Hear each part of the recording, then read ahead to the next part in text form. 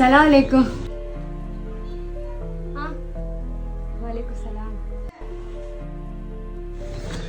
ഞാൻ കുറച്ച് ദൂരത്തുനിന്ന് വരിക. നോമ്പല്ലേ അടുത്ത ആഴ്ച മുതൽ. പുരയിലാണെങ്കിൽ 4 മക്കളാ. കാക്കിയൊന്നുമില്ല. ഒരു മരിച്ചിട്ട് കുറേ ആയി. നോമ്പായതുകൊണ്ട് കുട്ടികൾക്കൊക്കെ വലിയ ഇടങ്ങാറാ. എന്തെങ്കിലും അരിയോ എന്തെങ്കിലും ഉണ്ടെങ്കിൽ തന്നാൽ നല്ല ഉപകാരമാണ്.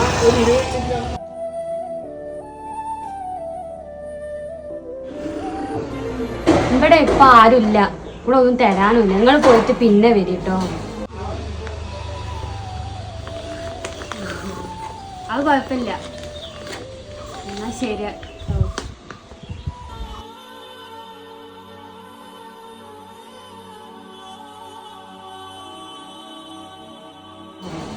ആ ശരി.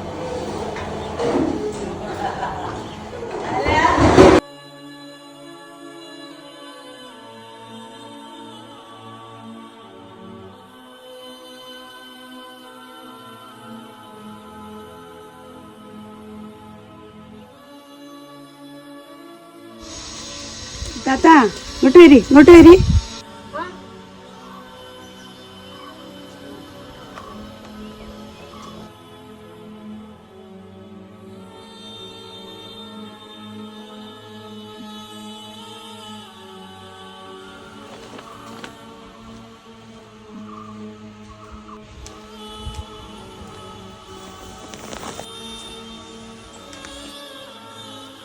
വരി, ഇങ്ങോട്ട് വരി. ഇവിടെ ഇരിക്കും കേട്ടോ. ഇവിടെ ഇരിക്കി. ഇവിടെ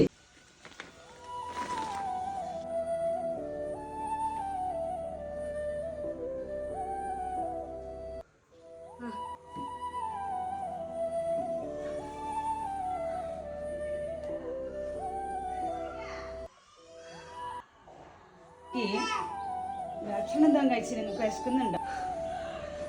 ഞാന് താഴത്തെ പുരയിൽ കയറിയപ്പോൾ ഒരു കുറച്ച് ചോറ് തന്നു എനിക്ക്. അപ്പം ഞാനത് തിന്ന്. പിന്നെ കുറച്ച് കളിസാധനങ്ങളൊക്കെ തന്നു എൻ്റെ കുട്ടിയൊക്കെ കഴിക്കാൻ. ഒരു കാര്യമില്ലേ. അപ്പം ഇതൊക്കെ കിട്ടുമ്പോൾ ഒരു നല്ല സന്തോഷം. മക്കളല്ലേ, ഓർക്ക് അതൊന്നും അറിയായിട്ടല്ലേ. ഞാൻ ഇവിടെ ഇരിക്കും. നിങ്ങള് ഞാൻ ഇപ്പം വരാം. ഇരിക്കും.